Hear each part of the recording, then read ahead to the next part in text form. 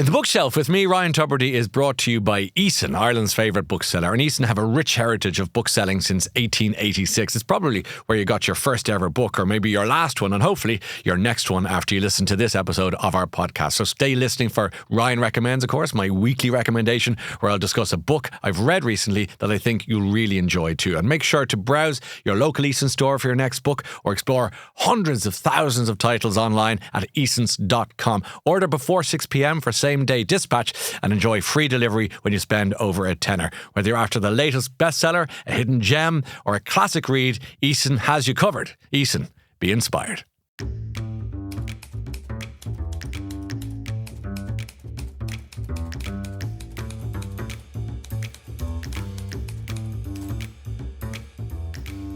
Today on The Bookshelf, we are thrilled to be joined by one of Ireland's most beloved rugby stars, Donncha O'Callaghan. I'm not going to get into the big formal introduction because you played for Munster, the Lions, for Ireland, and you are a broadcaster, you're an author, you're a chancer, you're enormous, and you've got this personality that just, this studio is too small for. Lovely to welcome you to the show. Yeah, thanks so much for having me in. I love listening to your podcast. Nice, it always gives me a bit of...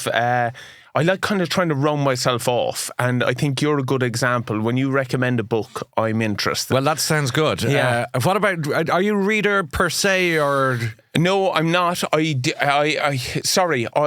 basically use reading to kind of nearly get better. Yeah. I know this sounds awful. I wish I was a casual reader. I wish I could sit down with a book and just love that, but I'm always looking for the nugget. Yeah. So I kind of stay away from fiction, and I lean heavily to kind of any type of self-help or autobiographies or something that I feel that I could learn from. I know interesting. So what is it about? Because this show is, I mean, it's a bit misguiding, the title, The Bookshelf, because you can have a bookshelf with no books on it. Yeah. You could just be interested in stories and storytelling, and that doesn't involve a book necessarily. True. So, and that's what we're brilliant at as Irish people, telling stories and listening to stories, if you like. So with you, what does fiction do for you? Is it just you just don't have the temperament or the... Yeah, I think there's better ways of enjoying fiction. You know, I'd rather watch the movie. Yes. Know, like I remember everyone was reading the Da Vinci Code, and then it came out in the cinema, and I was there like, what a waste of your time. Whereas if you're listening, you're reading Bono's book or Sinead O'Connor, you're getting nuggets into their soul a little bit, and I enjoy that. And my teammates used to slag me over self-help books. They used to be like, oh, what's the latest one? And in the end, they're all pretty much the same, aren't they? You know, but I do think there's ones that, Ryan, if I can put down a book and say I took one thing from it, I got a learning from it, or it provoked a thought of betterment, then I'm quite happy. You're finding truffles, aren't you? That's it. Yeah, so you're going to eke them out. Let's go back to the beginning. You were born in the year of our Lord 1879. Yeah. And so 79 so where were you born? Cork, Bishopstown. Yeah. So we had a great childhood. In terms of, it was tough, of course. My dad passed away when I was 6. My mom was 36 at the time with 4 boys and a little girl, from 16 down to kind of 4. So it isn't till I'm in this period of my life now that I realise how much of a superstar she was. Crikey. Yeah. What's your mum's name? Mary O'Callaghan. So I'll be honest with you, we always thought she was really tough, you know what I mean? And now I know she had to be. And I kind of feel sorry for her a little bit, because now that I know her really, you know what I mean? Yeah. She's great fun. She loves being out, you know what I mean? Like, our enthusiasm comes from her. Like, my mom gets a better joy from rugby since I've left it. Yeah. She travels to all the Six Nations. She goes to Munster matches and just has a great time. Remarkable. But she was 36 when she told you the news about your father. Do you remember that?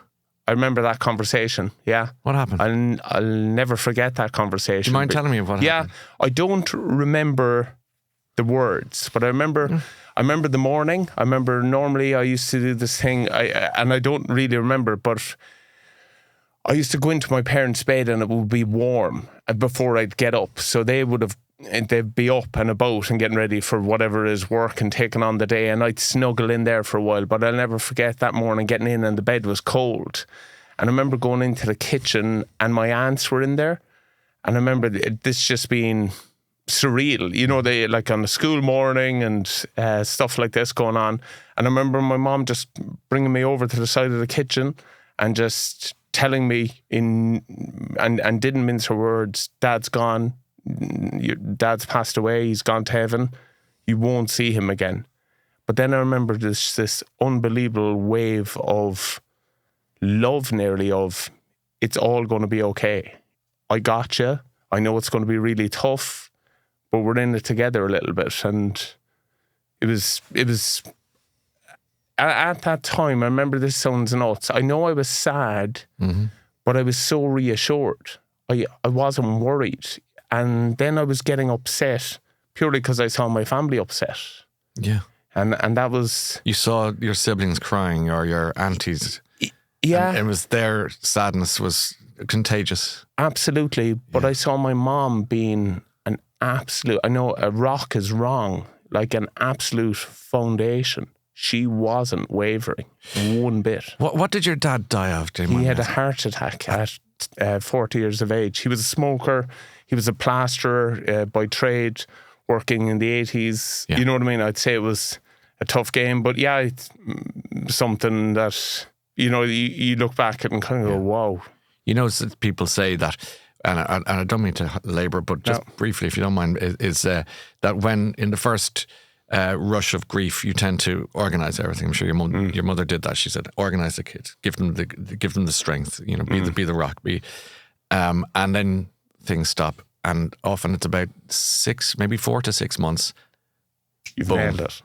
You've absolutely nailed it. Because I remember we were playing soccer on the green one time, and we came in, and it was probably the only time I've seen my mom cry. She was bawling her eyes out, and no one in the room.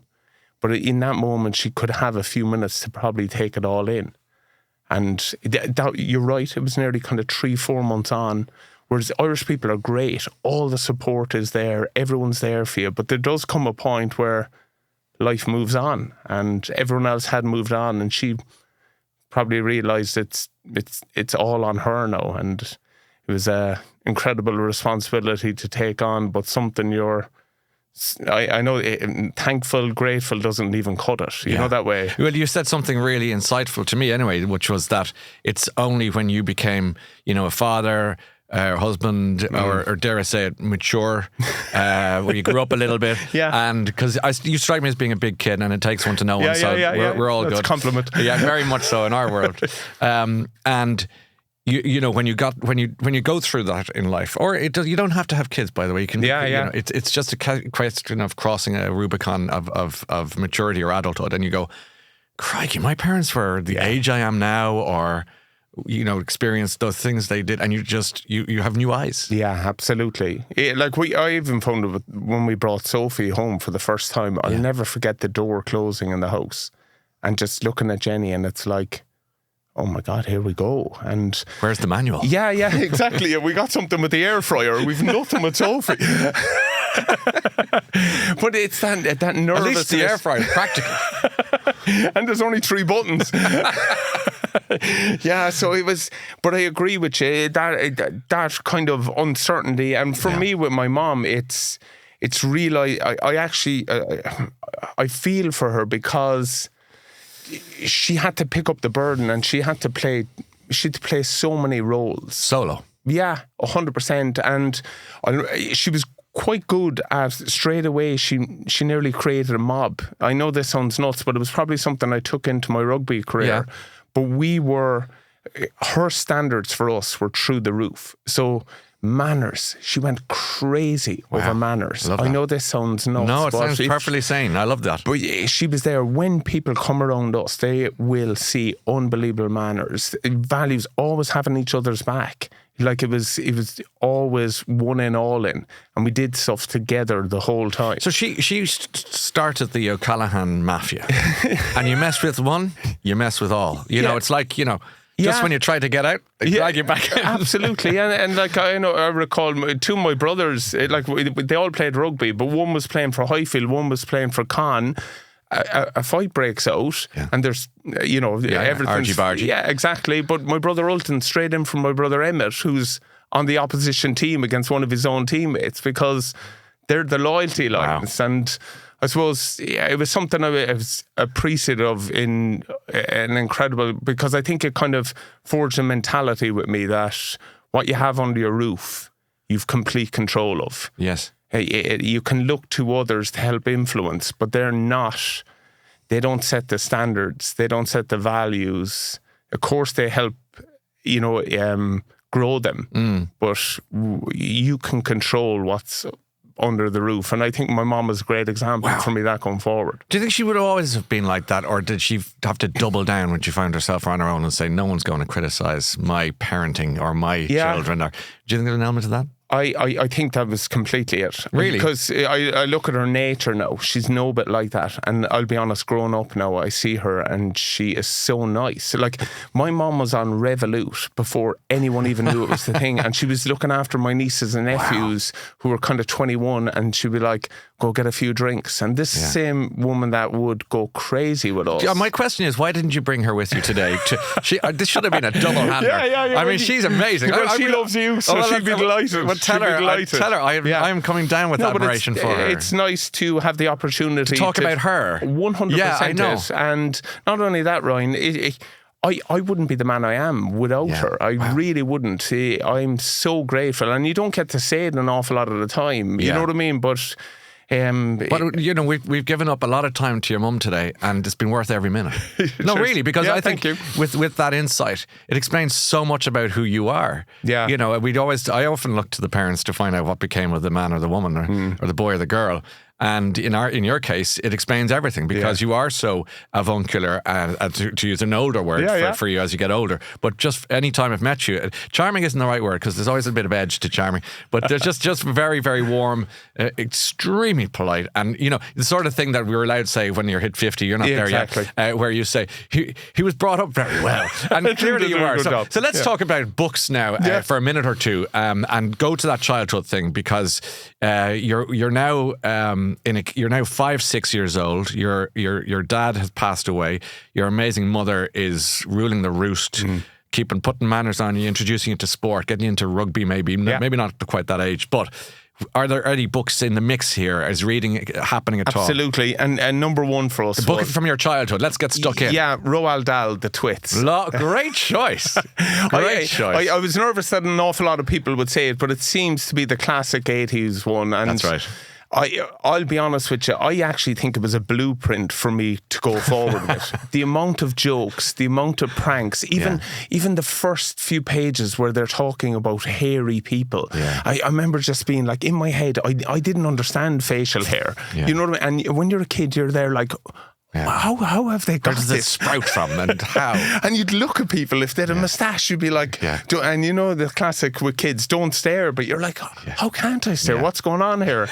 But then even the jokes, even small little things like the putting a frog in the bed and making the stick longer to kind of the walking stick longer to convince someone that they're shrinking. I'm there like, this is a manual for pranking going forward, and something I probably took into my rugby days. And into your writing for children later on, which we'll talk about. And of course, with Roald Dahl, we always mention the fact that he was just, for kids like us when we were young, you just felt, he gets it. Yeah. He seems to know what it makes us laugh, what makes us realise that adults are really annoying. Yeah. And even some of the expressions, I know this sounds nuts, but when it comes to a slagging battle, if you ever went back over some of the old Roald Dahl ones, calling someone a warty turnip, you know what I mean? Like, in the middle of it, it stops every argument. Get out of it. That, you're right, that nature of thinking like a kid, I think he definitely put them first. And where were you getting books? Were they on the shelf from the siblings, or there was the library? The library was on the go, and school was great for it, but we would read along, so you would be encouraged to read, and then the teacher would go ahead and read a chapter. And I must say, that's something I always loved. I think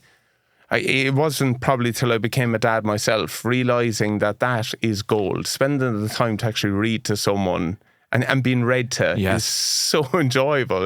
Maybe it's a lovely experience. Yeah, it's very comforting. Yeah, I see it with my own kids when it comes to bedtime, taking out the Gruffalo there. You know what I mean? Everyone knows what's coming, but it's the best fun, and it gives them an insight into you a bit as well, I feel. That bit of expression that you can go for it and just be silly again. And make those voices up and, give the fox a voice and the snake a voice. Exactly. You nailed it. And that's it. And the difficulty is, of course, then the next time you're reading it, you put on a different voice and you go, that's not what the snake sounds like. But the Gruffalo is a gift to humankind because it's so short. When they say, read that one, you're just going, no, that's broken. Brilliant. Because you're tired at the end of the day. Of course. Out with the Gruffalo, But it did give me an appreciation. That was probably the inspiration for doing my own book. I didn't have that. I didn't know that 20 minutes before bedtime, as chaotic as it is, there's a bit of glue there. It will bind you as a family with your kid. That's right. If you take that 20 minutes to just wrap it up well, it's quite beautiful. I was away with my daughters recently, and now they're in their 20s. Yeah.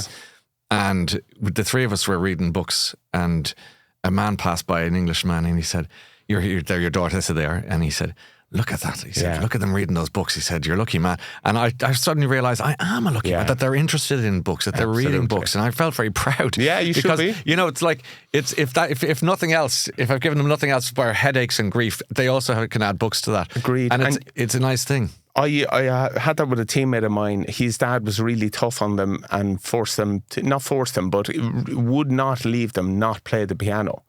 Yeah. But no, when we went on tour, it was the first thing he used to ask when we went somewhere, where could he find a piano? And that was for his own time. It was an hour. That was his reading. 100%. And I remember going along with him one time just to leave him at it. But and I remember him saying that, so grateful that his dad pushed him, because now he gets this time every day to just escape. Yeah. What's your escape? Do you have one? Or I don't as much, no. Rugby was a little bit of it, and I think that was a good place for me to kind of bring out a different side of me. And I think I look back at my autobiography and I'm kind of glad that rugby player's boxed off. But I do know he needs an outlet as well. So what's the outlet that I have now? Yeah.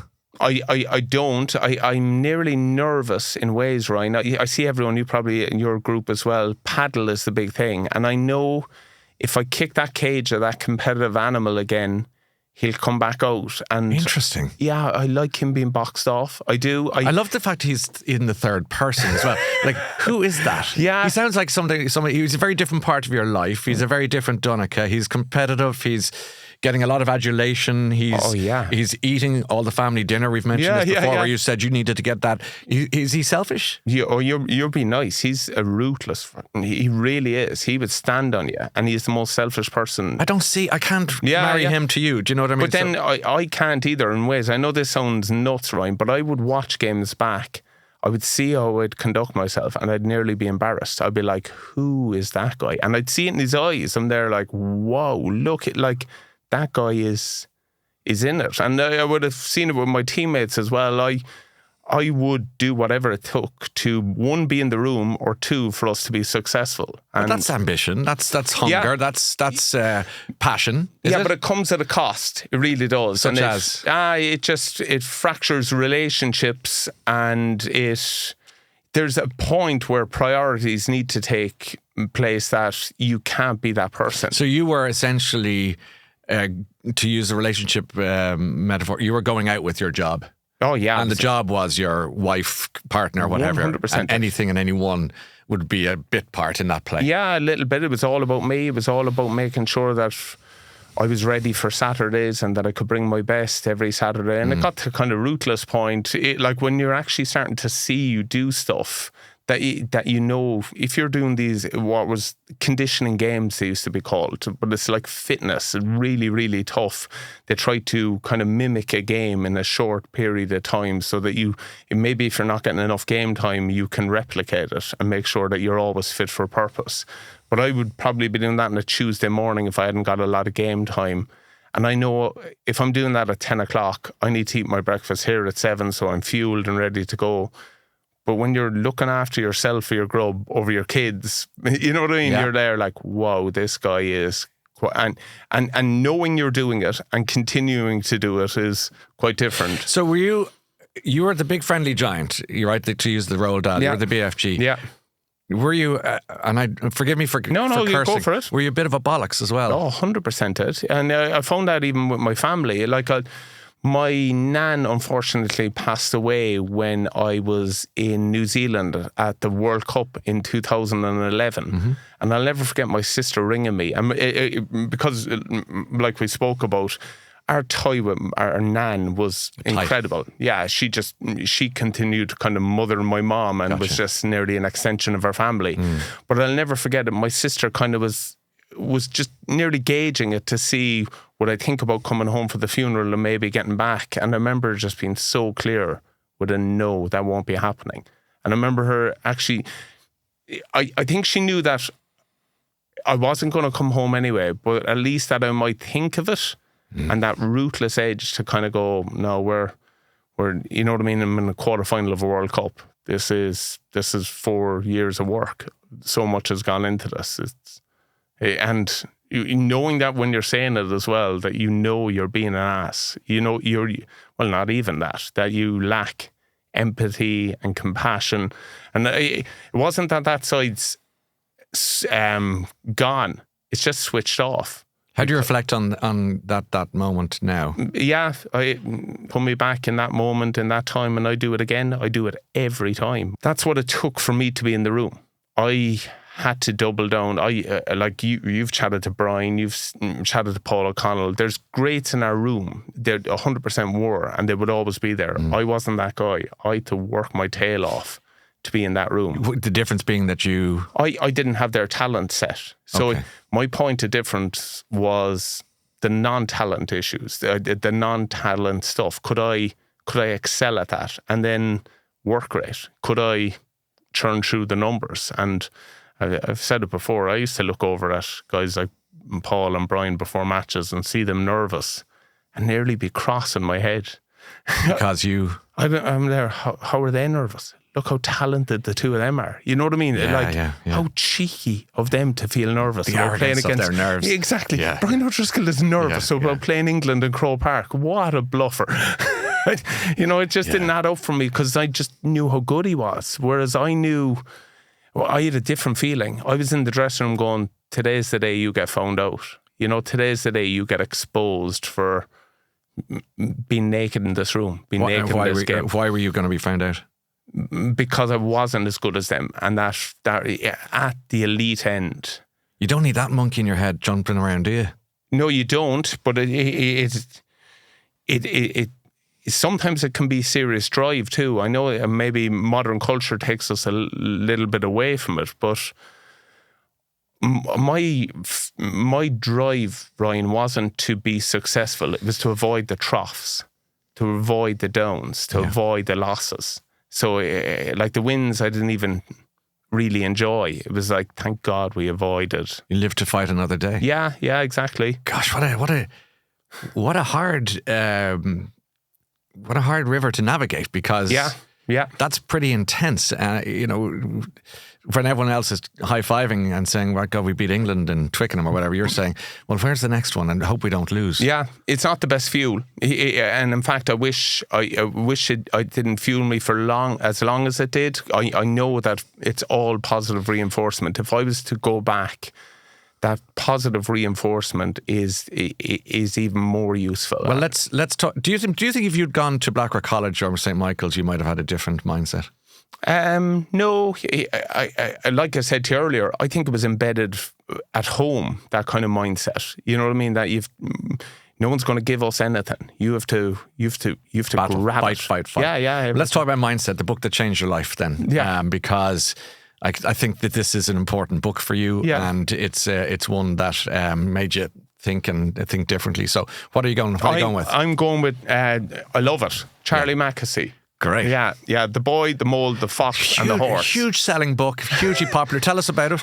In ways, Ryan, I actually think this, you know the way we put defibrillators around the place? Yeah. I think this should be nearly beside In case of emergency, break glass. You know what I mean? Just grab it. Because there's always a moment where it just needs a little bit of reflection.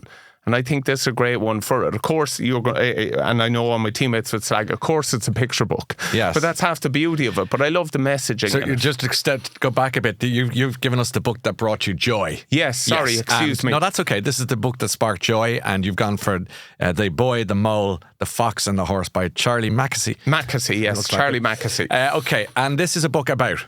Yeah, it's... it says it on the tin, doesn't it? Yeah, it pretty much is. It's about a curious boy who, you know what I mean, goes on a journey and trying to get home. And it even says it in the book. We're all trying to get home, you know, and I honestly feel that the whole time. And just even small things that it says in it, that like, home mightn't even be a place. You know what I mean? Yeah. And I get that now a little bit more. And this is one, like you were saying, those 20 minutes I kind of read with my kids, or when things go a little bit crazy in our car, if we're on long journeys anywhere, if we're travelling, it definitely takes an hour of a journey, and they'll all whinge and moan at the start, oh no, we're not doing it again, here we go, and then come the end of it, there's a lovely bit of calm. So this book that brings you joy because it brings the family joy as well as yourself personally. And I think it brings a bit of reflection, because there's parts of people I know and love that I can see in different characters within, and then some of them embody all different attributes they have. Can you remember where the book came into your life? I got a present of it. Okay. Yeah. So I got someone gave it to me, and I remember just thinking, because it's it's pretty, yes, and the pictures are nice in it. And then I read it, and it actually hit me in the guts. I was there, wow, you know what I mean? There's so many kind of reflection points on it of, well, you know what I mean? Is your glass half empty or full? I'm just glad to have a glass, and you're there. Here we go. You know, there's kind of... You get people in your life bring these great moments. I mean, you're sometimes talk about teachers. I always say that everyone has a teacher that was extraordinary. In your case, it might have been a rugby person. I think there's somebody you mentioned before, Paul Derbyshire. Paul Derbyshire, yes, Paul Derbyshire was important for you. Tell us about him. Paul Derbyshire was our fitness advisor with Munster, and Ryan, you get surrounded with rugby with incredible people, but the nuts and bolts are the guys that drive you every day and that are there and see you. Of course, coaches and managers and all the support staff are important. But one of the foundation blocks is strength and conditioning, because that's what your body is a tool, and they basically sharpen the blade. They prepare you for it, and they're really honest, and they can call you out on different things. But he had an incredible way with our group, and it was the first time I saw someone that didn't treat us all the same. He'd so many different relationships. He was carrots for some guys, he was sticks for others. He was just loving and caring for others, and unfortunately, he passed away from motor neuron disease quite young. So, but his legacy in our group, whatever about even at that time, I think he helped shape us as men. We used to, before you go out in a game, there would be whiteboards with game plans, line-out calls, even last-minute notes, things like, you know what I mean, the scrum half's a threat, we have to watch both sides of the ruck, all real detail. And maybe 40 minutes before kick-off, Darbs would come in and just wipe it all off. He'd take it all off. He'd ask first, he'd say, are we all right? Yeah. And at this point, Ryan, it's a bit like an exam. Like, if you're not ready there, forget about it. If someone goes over and looks at the board at that point, we're all in trouble, you know, if they're trying to learn it for the first time. Yes. So he'd clear it, and then he'd just put up on the board, the work you do for the man beside you makes you a better man. Wow. And he'd walk out the door, and I remember that, in the end, like that, for me, that's rugby. And a little bit, I've kind of carried it into life a bit. I think everything can fall apart, but if you've got the support of the people around you, if you've got good teammates, if you've got people that have your back, you can make mistakes, you can make errors, you can get it wrong, but you know what I mean? The game plan doesn't matter if we're not all there in it together. Exactly. How important is it to put a green jersey on your back? What does that feel like? Oh, representing your country. Yeah, it's the ultimate honour. It must be. Yeah, it is. And I know people might slag rugby players over the passion that kind of comes out and getting emotional at national anthems, but there's two sides of it. You're probably preparing yourself for that confrontation that's about to come. So you need that type of emotional buy-in and that arousal level that when you stand and you've the honour of meeting the president, you hear the national anthem, you're going to battle. Yeah. And the adrenaline is intense. And for me, when I was growing up, Munster and Leinster and Connacht and Ulster, they weren't as big as they are now. Yeah. Where it was all about Ireland. So growing up, when I was into rugby at a very young age, but that was always the dream. To play for Ireland was the dream. Could I tug out in green? And luckily I got to do it in 2003. Got my first cap against Wales over in Cardiff. I'll never forget it. I ran on the pitch, Ryan, and the ref had to stop me. Whoa. Like a bullet from a gun. Yeah, he was there. And I remember him actually... that's funny. Yeah, but reassure, like grabbing my elbows. He was there, take a minute now. You know what I mean? Yeah. He knew... your senses are... Was your mother in the crowd? Yeah, she was. It was a special day because, like I said to you earlier on, I won my first cap on my dad's 18th anniversary. So, normally a really shitty day around our house. For sure. Normally that time of the year.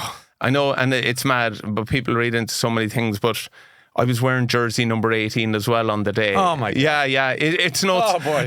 Yeah. Oh boy. Yeah. And do you know, I've said this before and I've probably chatted about it, but Ryan, for me, there was no joy in rugby. I know this sounds nuts. When you're on it and the nuts and bolts side of it, you win one and straight away the mentality is next. Yeah. But I'll never forget coming off that pitch that time and seeing how happy my family were. Oh, I bet. And it filled me. You know what I mean? I was there, okay, you mightn't be able to enjoy this, but for 18 years it's been quite tough, and look how happy they are. On the 18th anniversary, wearing the 80. Yeah, I mean, I don't know. It's like George Bailey in It's a Wonderful Life when he's at the bar and he goes, I'm not a praying man, but you know, you kind of suddenly you get faith there in a heartbeat, wouldn't you? 100%. You think, what? Who? Yeah, who? It is. Who? It is wild. Who's watching where? Of course. Who's pulling straight? Are we all just Pinocchios to the Geppettos in the sky? Yeah. Who knows? So here's this week's Ryan Recommends, brought to you by Eason, Ireland's favourite bookseller. I'm going to go for David Park's book, Ghost Wedding. An unusual book, this one, because it's set in about 2, maybe 3 different time periods. And the characters are run on 3 different plates as they're going along. There's a wedding, there's a venue, and there are ghostly goings on. And yet it's not necessarily a ghost story. It's about memory. It's about class, it's about society. It's kind of based mostly north of the border in Northern Ireland, but it's a very atmospheric book. It's a very evocative book. It's a book that's quite literary, it's beautifully written, and it's definitely slightly left of field for Ryan Recommends, but it's, again, one of my favourite things. It's not too long, so throw the dice, see how you get on. I liked it a lot. Now back to the show. Let's move on because you've got a book that changed your life, or maybe more than one, but it doesn't matter. Like, what have you got for us? No, I like I said to you earlier on, I'm a devil for a self-help book, and I think if there's 2 I had to kind of poke out, it's Man's First Search for Meaning by Viktor Frankl. Remarkable book, yeah. And there's also Chris Voss, Never Split the Difference, and they're both very, very different. Very different. Well, let's go with this is Viktor Frankl, who was a psychiatrist and a prisoner in the concentration camp. Tell us about his story, or at least what I suppose, like, you could never compare anything to it, but I think there's different avenues of suffering. And just for me, reading this book, he nearly found a way to find to meaning within the suffering. But like, if we go back to our just last conversation about my dad, you know what I mean? Yeah. But like, for 18 years, it's tough. And then there's that one beautiful moment that you kind of drive on towards. And I think Franklin does a brilliant job of kind of telling that, you know, how much you can endure and go beyond yourself, and that having a meaning, having something to keep going is so important. And trying to comprehend the incomprehensible. I mean, you imagine a concentration camp and you're looking around you at all the, and he describes, it's a very short book. It's more like an essay. It absolutely and is. he describes we don't need to get into we know what we're talking about. It's the Holocaust, for goodness sake. Yeah. And how you can philosophize about it rather than be angry about it. 100%, yeah. That takes, I love the analogy, like you say, you could have been an angry boy. Yes, yeah.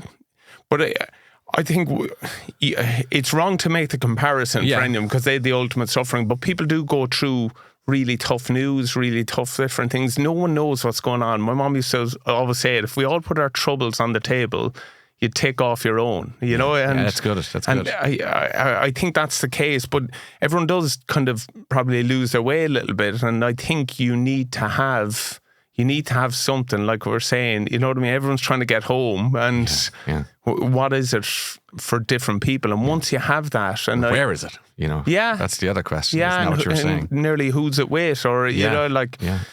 But I think it bangs home. If I've kind of love in my life, you know what I mean? Yeah. And that's home. That's home, and I can always find it. Yeah. You know what I mean? And that kind of self-awareness. Now, of course, you look at some of the, you know, the stuff that went on, and you just think, wow, how they were able to put one foot in front of the other, let's face it. And the second book then, Donncha, is what? That's Chris Voss, Never Split the Difference. Okay. This was a friend of mine, Killian Hurley, gave it to me. Yeah. But I was coming away from rugby at the time, and he said, do you know what I'd nearly call it? It's nearly a toolbox because Chris Voss was an FBI negotiator. And the title is, when you're negotiating on lives, you can't split the difference. Yeah. You know what I mean? You can't say, let's meet halfway here, you know? Yeah.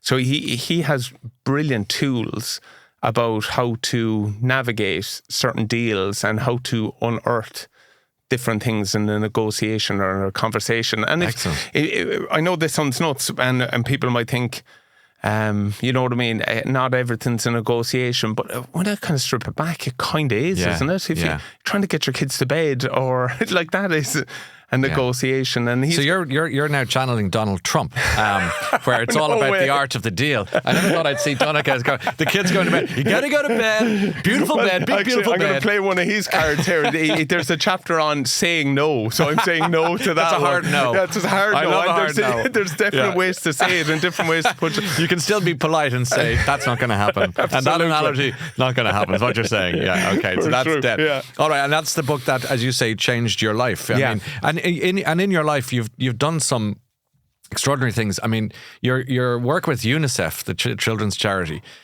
must be not only an eye-opener, but let's combine your respect for your mother, your love of your children, and your pleasure in wearing the Irish jersey when you did.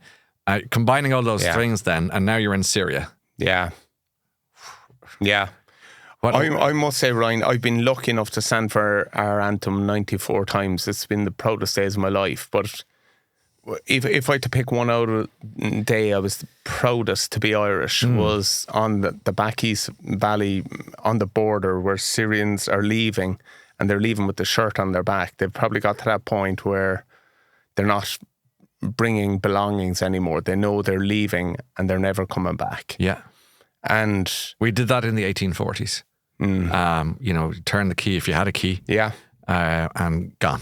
So I think we as Irish people understand it. I think we understand it a little bit. But go on, please. No, because I think your point ties into all of it. So we were in the UNICEF cars, and they saw a small settlement of tents starting to be put together. So this is an area where people are coming together. So straight away they've got to go in and see how they can help. They don't pass these areas.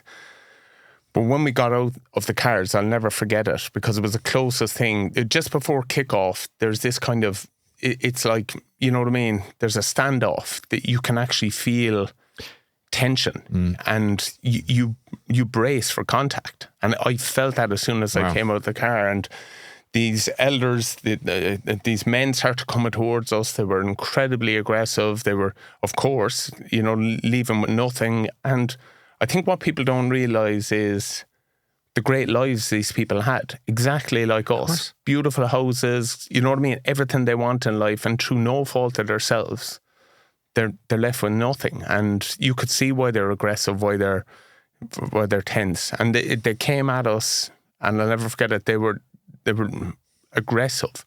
And I remember straight away, the UNICEF staff said that we're Irish. And honestly, straight away, they softened. They softened on the fact of, and they were chatting about people like Mary Robinson, our peacekeepers. And just like you said there, that we've gone through stuff like that before. I think there's an empathy with Irish people. There's something in our DNA that's a little bit different. We've suffered famine, we've gone through wars. Yeah. And we've been there, and I think it was the greatest compliment I think I've ever heard is that, I was asking why, you know what I mean? And of course they were giving the examples that the peacekeepers come down here and they do more than just their job. They play football with the kids and stuff like that. Minds, yeah.